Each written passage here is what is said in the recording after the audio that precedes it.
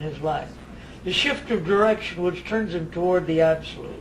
Buddhism calls this change paravariti, which means right about turn. In Islam, it is Kaaba, or a turning of the back upon old values and a face towards a higher reality. Hinduism calls it prayaksha, which is usually, and not very accurately, translated as repentance. Christianity calls it conversion, which signifies a turning around of the whole personality. This action of turning around is not a mere figure of speech. It's a matter of great importance and practicality. There are 2 points to bear in mind about mysticism. First, it is active and practical, not visionary mystism. Passive, theoretical as many people imagine. Second, it is concerned with reality as an object of love, not simply as an abstract formulation of the mind. In Hinduism, the mystic way may be that of karma yoga or bhakti or jnana yoga. In Islam, it is zikra and fikra. In Christianity, the way is in 3 stages: purgation, proficiency, completion. In Buddhism, it is vipassana, bhavana, and dhyana. First of all, there's the awakening of the self. The majority of men are like sleepwalkers. And I say fall awake. They may scale Everest or sound the depths of the ocean, or they may be engaged in the normal routine of daily life. But they are, for the most part, awake to the external and asleep to the central reality within them. Content with activity and comforts of the outer world, mysticism is not for them. Next are those more sensitive souls who are partially awake, and for them mysticism is possible and will lead them at last to the state of realization. At every moment, on every occasion, man must be fully conscious so as to distinguish between fleeting and the permanent, the perishing and the eternal. Comes the awareness factor. At the feet of the Master lists 4 qualifications laid down by Shankara for the awakening of the self. They are: first, discrimination; second, detachment or desirelessness, not only from the worldly but from heavenly pleasures. The third qualification comprises the 6 moral qualities of mental control, self-control to inaction, tolerance, cheerfulness, one-pointedness, and confidence. Finally, there is the keen, burning yearning after liberation from the thraldom of senseless life. After these 4 preliminary qualifications comes purgation. Purgation means the purification of the vehicles of consciousness, physical, astral, mental, which, since they are conditioned, prevent us from knowing the unconditioned. Tennyson writes, "The Lord let the house of a brute to the soul of a man. And man said, 'Am I your debtor?' And the Lord said, 'Not yet. But make it as clean as you can, and I'll let you have it better.'" Better open the door, see who it is. And in the purgation there is joy.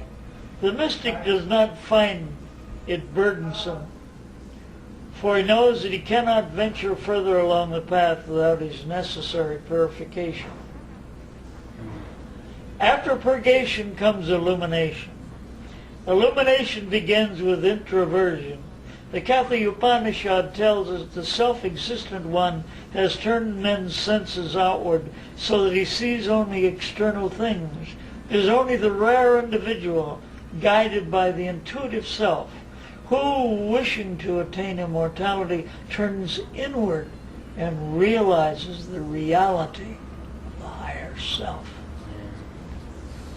There are three aspects to introversion: recollection, quiet, and contemplation. Here, recollection does not mean remembrance, but implies a surrendering of the consciousness to a higher reality. Drawing all the forces and powers of the mind to one center. Then there's quiet. The turbulent will must be subdued and the ways of imagination stilled. Finally, there's contemplation. The one important characteristic of mysticism.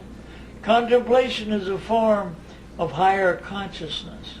It is a psychic gateway through which the mystic passes from one level to the awareness of another. In contemplation there is a divine osmosis,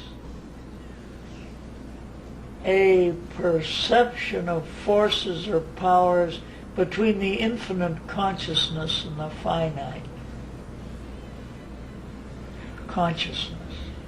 This force flowing secretly from the highest source to the lower level is nothing less than the power of love. And finally, there's the unity of life. There comes a time when in contemplation our so-called I-hood is swallowed up in a larger consciousness. There is a hush in which a door swings gently open and the transcendental self enters to draw the empirical and psychological self into oneness with itself. In the Katha Upanishad, Yama defines yoga as both dying and living, while St. Thomas Aquinas is almost the same word, says that it is the art of both living and dying. Man must die in the lower in order to be born to the higher. He loses in order to find and dies that he may live. Contemplation, fully developed, leads to consciousness of the unity of life. Then, in the words of the Sufi mystic, man exclaims, "It was only a dark cloud that had separated me from truth, and now I find the limpid moon, dyes of truth, searching me in myself." So the lower consciousness dies and the higher takes its place. This transmutation in his poem Creative Unity, Tagore put it beautifully. The flower asks the fruit, "How far art thou from me, O fruit?" And the fruit replies, "I am in thy heart, O flower." Flower must die in order that the fruit may be born. It is the nature of the flower, it carries a fruit within it. It is the nature of the egotistic consciousness that it alone contains the potentiality of the higher consciousness. In one of his beautiful poems, Shankara refers to the destruction or death of the lower consciousness and the emergence of the higher. Though difference be none, I am of thee, not thou, O Lord, of me. For of the sea is verily the wave, not the wave, the sea. The mystic feels his identity with everything in the universe. He lives under the form of the eternal. His whole attitude toward the world has changed, for he sees every common bush afire with God.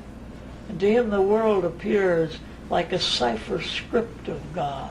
Browning makes David declare, "I would open my eyes, and perfection, no more, no less. In the kind I imagined would confront me, and God is seen in the star, in the stone, in the flesh, in the soul, and in the clod." That is a good explanation of mysticism. Who's the author of that? The author? Jayadeva Singh. Jayadeva Singh. Who was it? It was Georg and his landlady, who was about 90 years old, and wondering about music hour. Music hour. I invited him on the walk. I'm sorry about that. How old are you, Joe? 83. 83. He got middle-aged, didn't he? Yeah. And how many years have you been doing this walk? We did